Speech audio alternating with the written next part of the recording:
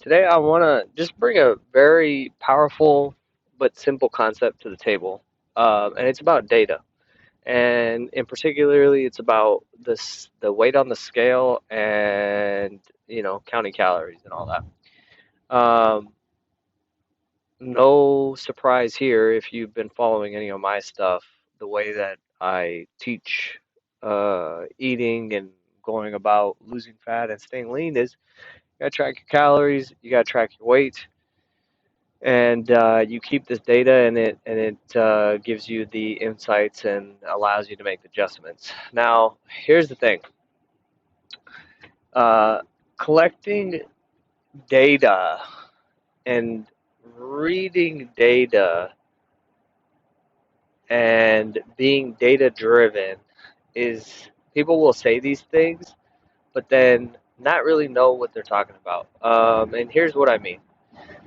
So, in the case of a person who checks their weight every day, every single day, and they get on the scale and they check it, um,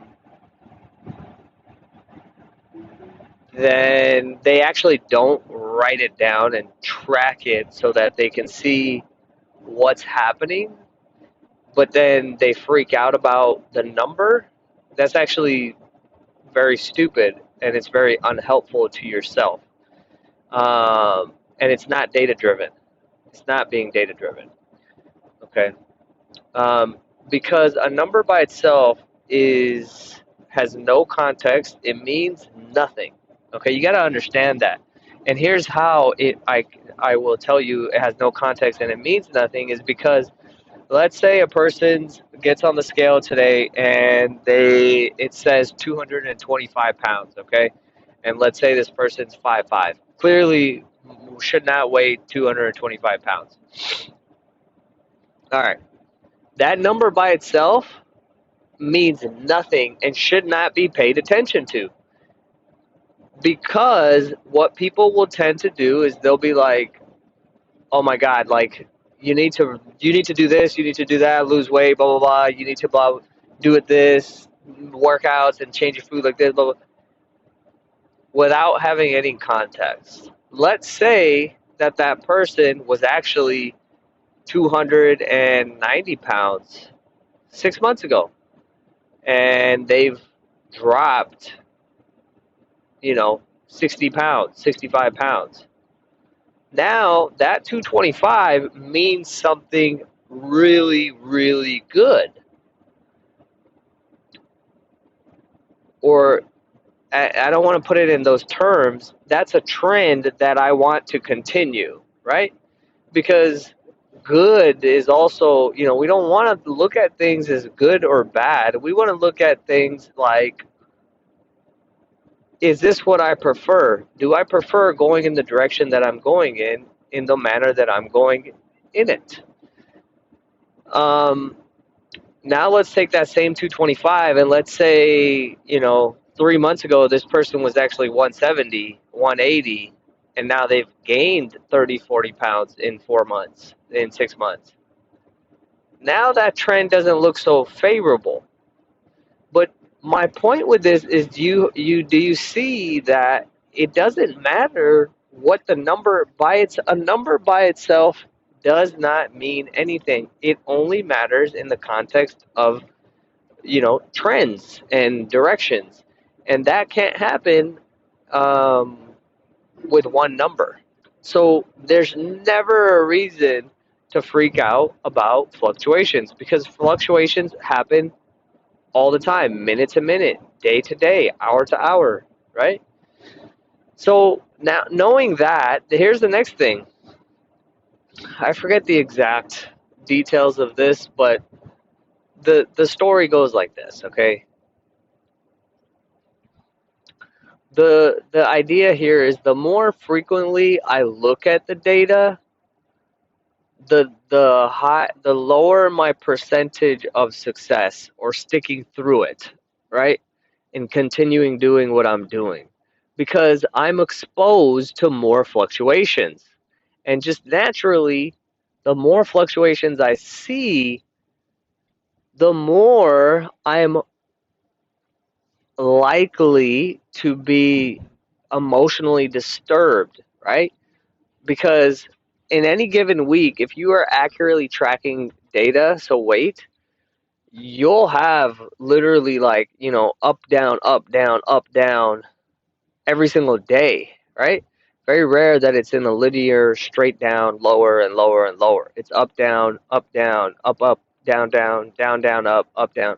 You know, so now when you are checking the data daily and you're seeing all these wild fluctuations, it's messing with you emotionally, right? Because you're not going to look at them and be like, oh, this is so great. Half the time I'm going lower, right? And I feel good. No, you're going to be like, holy shit, like, why is this happening like this? Why is it going up? Why is it coming down? Why did it get stuck here? So actually, the fluctuations, you're feeling shitty all the time, right? You're not happy with what's going on and in the manner that it's going on. So you don't want to look or pay attention to the data day to day, week to week. You want to keep it every single day and log it, but that's it. Okay? Because here's what's going to happen. If you were to actually then go and look at that data, let's say a month later, instead of each day, so instead of 30 exposures, it's just one, right? One, actually two, you'll see it at the beginning of the scene at the end of the month. You're going to see a clear trend. And that is going to feel good, right? And here's the thing, every month that you look at it, you're going to see a downward trend and you're going to see that trend go down. And so you have now, let's say there's 1 month in there where the weight kind of stayed the same, but then every other month the weight was lower than the month before. So now you got 11 out of 12 exposures where you saw downward trends in a direction you want to move in. Versus if you would have looked at it 30 days and paid attention to it every single day and tried to find a meaning in it, you may have had 15 ups and 15 downs. And like I said, you're not going to just, oh, I feel good because I had half of each time I went down, I felt good. You're going to actually feel bad all the time because the trends don't make sense to you. And you're worried about, like, what am I doing? Am I not doing it right? Should I do something different? Am I not going fast enough? Why did this happen? Why did this weight stay the same this week? Right? So the same thing can be applied when like a good example is like buying stock and holding stock, right? A good strategy is buying it and then not looking at it. But let's say you buy it and you look at it every day for 30 days. You have 30 fluctuations and opportunities for you to see that thing go up and down, and it actually does nothing for you, right? But what it does do is make you feel kind of shitty all the time because you're thinking about it and you're adding cognitive demand that's unnecessary. But let's say you just bought it, forgot about it, and looked at it at the end of the year. Trend is going to be in a good direction. Let's say you look at it once a month, which, in my opinion, in that case, still might not be helpful, right?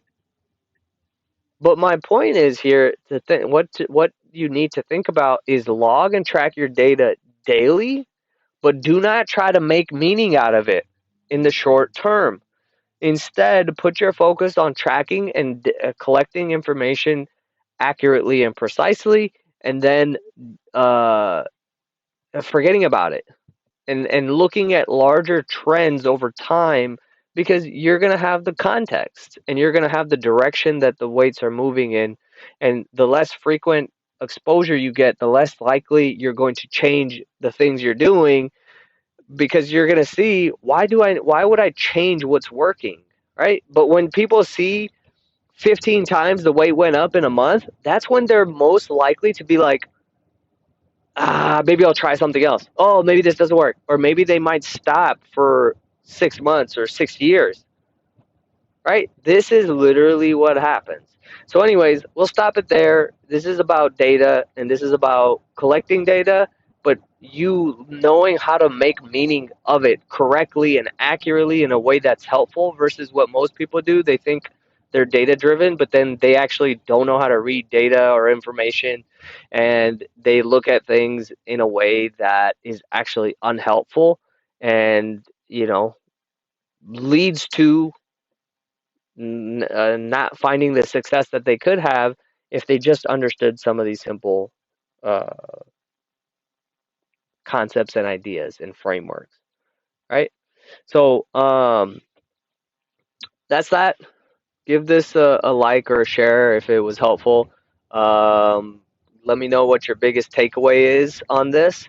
Um, uh, Tag me on Instagram in your biggest takeaway from this episode at Ranbir.Sanghera. Let me know what your biggest takeaway is from this. I know this is something that most people struggle with, and it's not just in the realm of weight loss. It's in everything. We get ants in our pants. I'll see you guys later.